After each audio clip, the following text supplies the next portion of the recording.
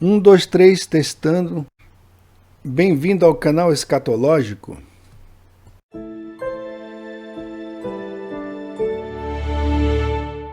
Bom, pessoal, eu recebi um e-mail do José Luiz de Oliveira e ele mora em Coronel Fabriciano, Minas Gerais. Quero agradecer aqui a consideração e ele me enviou uma fotografia de uma Bíblia que eu tenho aqui.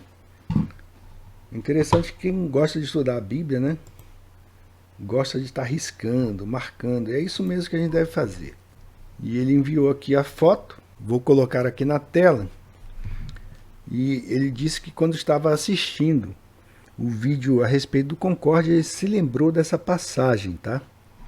Aqui essa passagem, né? O livro de Gênesis. E aí está a imagem da Bíblia dele, né? E só por curiosidade, pessoal, essa mesma Bíblia aqui, ó, é The Wire Study Bible. Essa tá surradinha, viu? Primeira página. Essa página que ele mostra aqui para nós. Então ele diz: acabei de ver o vídeo sobre o Concórdia e lembrei-me aqui de um comentário bíblico da minha Bíblia anotada, sobre Gênesis 1:6, que procura explicar a palavra firmamento. Envio uma foto da página dessa Bíblia. Não é interessante a maneira dele dizer que o sentido da palavra traz uma analogia a uma tenda que cobre a terra? Gosto dos vídeos do seu canal, sempre assisto. Muito obrigado aí, viu, José? Deus abençoe, né? Deus abençoe a você e sua família. E um grande abraço aí a Coronel Fabriciano, que fica em Minas Gerais. O Brasil é muito grande, né? Eu já atravessei o estado de Minas Gerais, né, mas é gigante, né? É uma potência. Então vamos ver aqui, sem mais delongas. Bom, então Charles Ryrie, ele é um dos adeptos, pelo que eu li desse comentário, daquela escola que nega que a Terra seja um plano estendido. Então eles são adeptos de que o firmamento é a extensão, é a expansão atmosférica, tá? Há vídeos aqui que nós mostramos o Nicodemos, o pastor Nicodemos da igreja presbiteriana, ele é adepto dessa noção. Temos 2 ou 3 vídeos falando a respeito. Vou deixar aí no card, tá? E assim é um comentarista desta Bíblia, tá? Vamos ver aqui. Firmamento. Então ele vai explicar a palavra firmamento. Gênesis 1:6. Esta palavra se deriva de um verbo que significa expandir ou estender algo com golpes. Isto é, a expansão aberta dos céus, que parecia um vasto envoltório ou tenda acima da terra. Aí ele coloca aqui no passado, né? Parecia. Não, os antigos, eles viam, eles olhavam, eles observavam, e como eles eram burros, para eles tudo era aparente e nada era real. Até mesmo um milagre, né, feito por Josué, que mandou o sol e a lua pararem. Aquilo também foi uma ilusão de ótica. Foi algo assim totalmente inexplicável. Para eles, aborígenes, para eles, homens atrasados, de mente pequena. É impressionante. Os caras tratam, né, esses comentaristas aqui, eles tratam os escritores da Bíblia como pessoas muito burras, como pessoas ignorantes, como pessoas atrasadas, como os antigos povos mais ignorantes do mundo. E sendo que nós sabemos que não é assim. O conhecimento que eles tinham antes do dilúvio, por exemplo, era enorme, era muito grande. E as pessoas também viviam muito. Temos um vídeo aí sobre o conhecimento antigo. Tá? Então o homem atual, principalmente isso, eu fico até assim... A gente fica até assim impressionado como os comentaristas bíblicos, eles compraram a narrativa, essa narrativa mentirosa que deveria estar combatendo, né? Eles compraram, simplesmente compraram essa narrativa de que estamos numa bola giratória e aí de repente os caras não conseguem vincular isso à teoria da evolução e começam aí a falar um monte de bobagem, ao invés de se aterem ao texto bíblico, como ele foi escrito. Está aqui, esta palavra se deriva de um verbo que significa expandir ou estender algo com golpes. Então, ora bolas, o próprio Jó, ele diz que o firmamento, o céu, ele é duro como espelho fundido. Tá? Então eu recomendo também o nosso vídeo sobre o firmamento, que é um vídeo muito grande, que eu juntei vários vídeos sobre o tema. Tá? Na área de membros, entretanto, você vai poder encontrar a série picotada, tá? Todos os 6 episódios. Então ele diz que aqui é a expansão aberta dos céus, que parecia um vasto envoltório ou tenda acima da terra. Parecia, sabe por que ele diz isso? É porque as agências espaciais lançaram foguete. Eles lançaram um foguete, vários foguetes, e lançaram astronautas. Os caras deram até a volta à Lua, pessoal. E viram lá de cima que não existe realmente o firmamento. Então eles conseguiram destruir a narrativa bíblica e criaram uma outra narrativa de forma enganosa. E muitos cristãos, que eles não creem na palavra de Deus, realmente, né, eles não creem que a palavra de Deus fala a verdade. Eles colocam tudo na categoria de metáfora, de que tudo está no sentido figurado. E aqui ele vem aqui, no versículo 7, ele diz: as águas sobre o firmamento. Aparentemente, é tudo aparente, tá?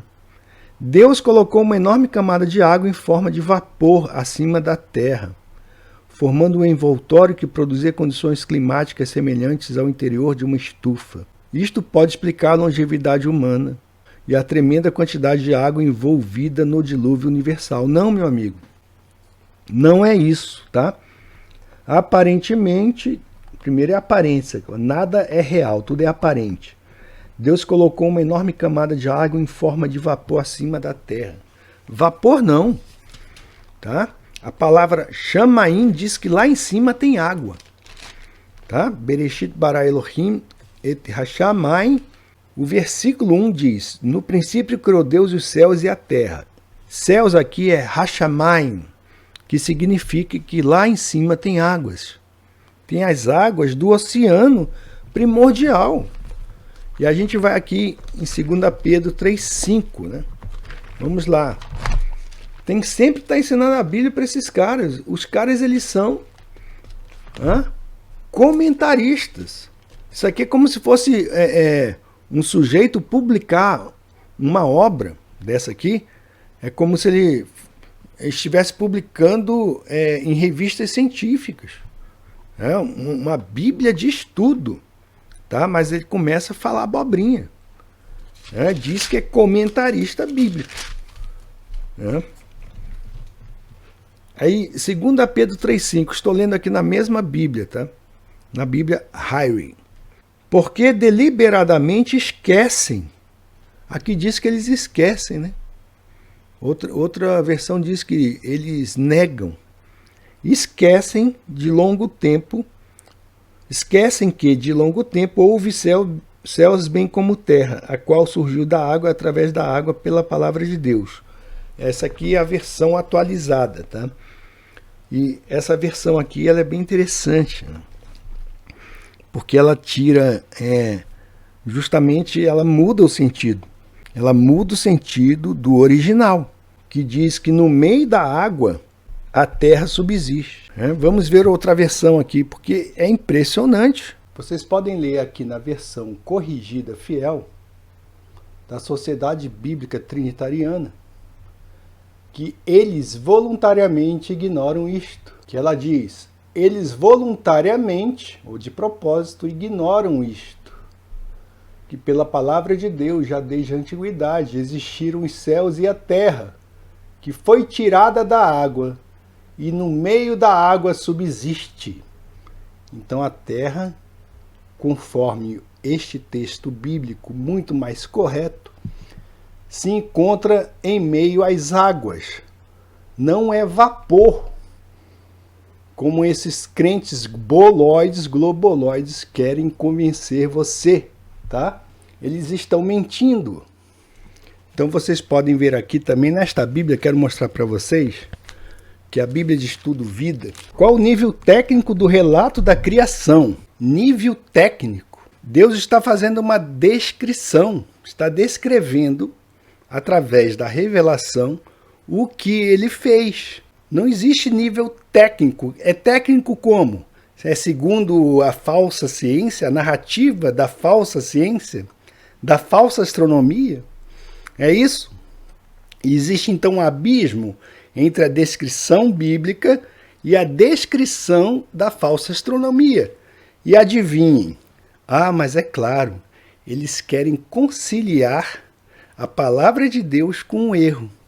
Eles querem conciliar a palavra de Deus com as elucubrações da falsa astronomia, que é isso aqui, ó.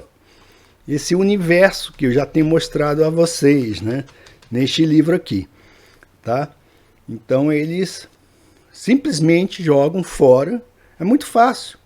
Não, aqueles povos eram ignorantes, nós somos inteligentes e estamos revisando toda a palavra de Deus de acordo com as nossas concepções totalmente furadas. Ele responde, qual o nível técnico do relato da criação?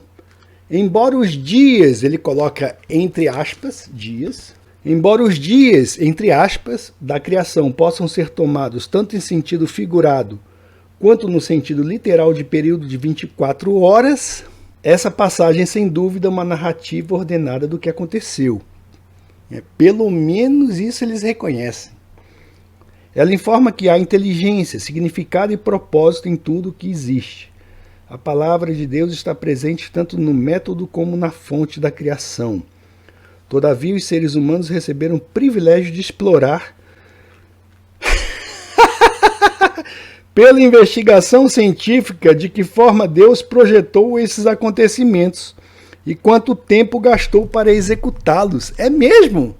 Deus deu o poder do ser humano, então, de revisar a palavra de Deus de modo a dizer aquilo que ela não disse? É isso mesmo? Então é isso mesmo, tá bom. Deus recebeu o privilégio de explorar pela investigação científica. E o que é... Vamos parar aqui. O que é investigação científica? Karl Popper, a lógica da pesquisa científica. Um cientista, seja teórico ou experimental, formula enunciados ou sistemas de enunciados e verifica-os um a um. Então, a hipótese, seja lá qual for, tem que ser verificável mediante experimentos. No campo das ciências empíricas, para particularizar, ele formula hipóteses ou sistemas de teorias e submete-os a teste, confrontando-os com a experiência, através de recursos de observação e experimentação. Então, por exemplo, se a ciência, a falsa astronomia diz, as estrelas são compostas de hélio, de gás, estão queimando no espaço, que são sóis, são sóis, estão iluminando sistemas solares. Eu tenho que ver se isso é verificável. E não é. Eu aponto um telescópio ou uma câmera potente para o céu e não vejo o que a NASA publica ou que os astrônomos desenvolvem nos computadores como imagens verdadeiras a respeito do universo. A Bíblia afirma que a Terra está imóvel. É isso que nós verificamos. É isso que nós sentimos pela experiência. Então ela realmente não gira, pela experiência.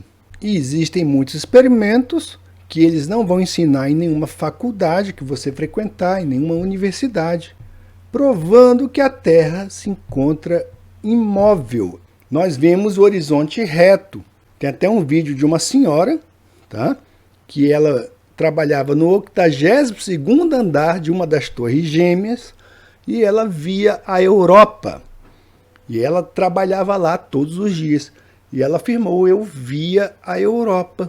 Isso decorre de quê? De que não existe nenhuma curvatura. Esse testemunho dessa senhora se encontra aí no nosso canal e eu vou deixar, e deixaremos aí o card também para você acessá-lo. E ele diz aqui, o privilégio de explorar. Será que ele está se referindo a viagens espaciais? Bom, se estiver, meu amigo, está totalmente furado isso aqui, tá? Ele diz, muitos entendem que os 6 dias da criação representam longos períodos de tempo, simplesmente porque o dia de 24 horas não foi criado senão no 4º dia. Ah, com a criação do Sol, é isso? Mas então por que vocês afirmam que a Terra gira se o Sol só veio a ser criado no quarto dia? Se o giro da Terra decorre da gravidade ou do campo gravitacional que o Sol exerce sobre ela, então está totalmente furada essa história, meu amigo. Tá? Ou você crê em gravidade ou crê no poder de Deus. Deus não deu um chute numa bola, não. Ele fixou a terra. E ele concorda comigo, porque aqui está escrito: a luz não provinha do sol da terra, uma vez que este não foi criado antes do quarto dia. Poderia ter procedido de outras fontes criadas no universo por Deus antes do sol. Quanto às condições atmosféricas da época, podemos apenas especular. Pois é, mas eles especulam a respeito de coisas que eles não conhecem. Agora, nós sabemos que antes do dilúvio, a coisa era bem diferente. Nunca choveu antes do dilúvio. Era um vapor que regava a terra. As condições meteorológicas eram totalmente diferentes. Eu tenho certeza que não havia furacão, tufão, nenhum tipo de tempestade, porque não havia chovido. Então as condições atmosféricas, até mesmo o ar que eles respiravam, era muito mais rico em oxigênio. Então quando você tenta inserir a narrativa da falsa ciência, por exemplo, da evolução, dentro do contexto bíblico, é esse tipo de comentário que você vai ter. Eles não querem assumir a crença na palavra de Deus, porque aí eles estariam se comparando ou se nivelando aos ignorantes que escreveram o texto bíblico. O grande problema desses comentaristas é que eles querem fazer o texto bíblico, através de seus comentários, palatável ou digerível aos incrédulos. Para aqueles que zombam de Deus, que são incrédulos, nós não devemos ter compromisso nenhum com isso. O incrédulo, ele nasceu, se ele é incrédulo até o final da vida, é porque foi determinado a ele ser um incrédulo, do começo ao fim da sua vida. E ponto final. Eu não tenho nada a ver com isso. Você também não tem nada a ver com isso. Então não compete a nós pegar ninguém pelo colarinho e falar assim: olha, o único caminho para você ter a vida eterna é Cristo. Não adianta. Você fala, certo? Se ele for um escolhido de Deus, ele vai ouvir a sua voz como se fosse a própria voz do Senhor Jesus, chamando a pessoa. Então leia o Evangelho de João, que você vai entender isso, cristão. Você vai entender, tá? Muitos são chamados, poucos os escolhidos. E os escolhidos, eles irão até Cristo, porque ele mesmo disse: as minhas ovelhas ouvem a minha voz e me seguem. Eu não tenho que tornar palatável aquilo que eu prego para o ímpio. Tenho apenas que falar a respeito daquilo que está escrito. Então esses caras inventaram um novo método de interpretação bíblica para que o ímpio, o incrédulo, aquele que odeia Deus, receba a palavra de Deus de modo menos ofensivo para ele. Como esses teólogos moderninhos, igual Paul Tillich, né? Isso aqui é uma teologia sistemática. Isso aqui é a teologia sistemática de Paul Tillich. A primeira edição que saiu aqui no Brasil. Eu tenho a edição mais nova, essa aqui eu mandei encadernar, tá?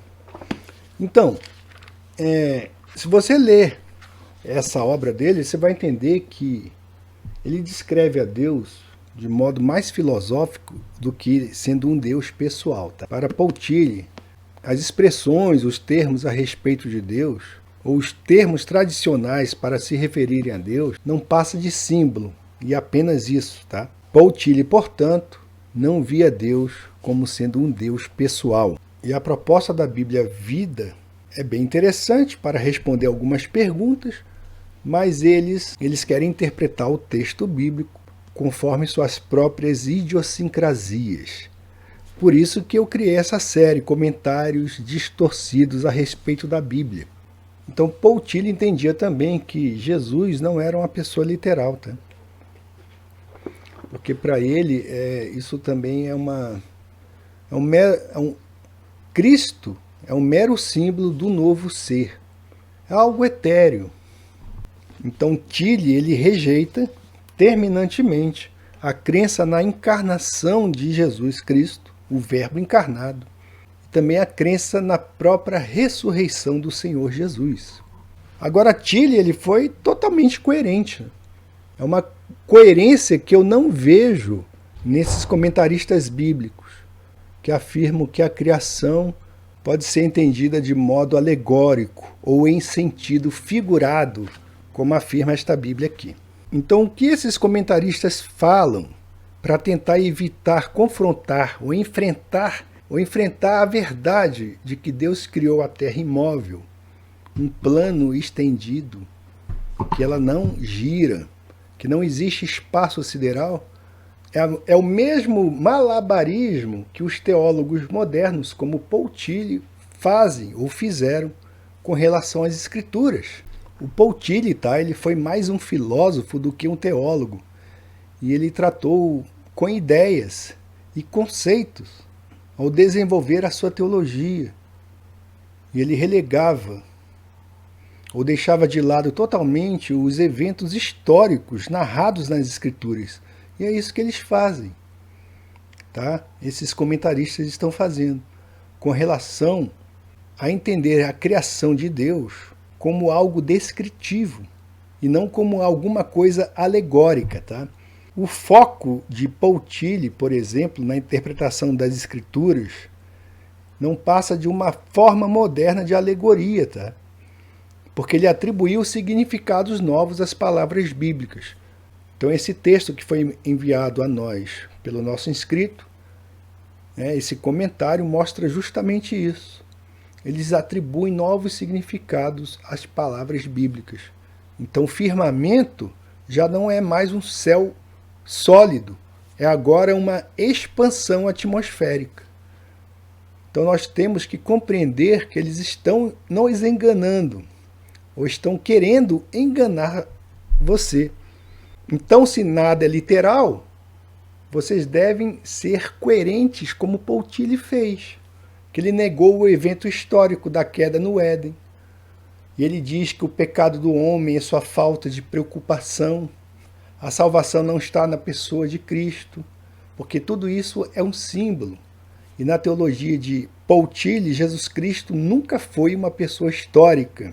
E a salvação para ele não se alcança através da expiação dos pecados, mas pela preocupação última, porque não existe pecado, nada é literal. Tá?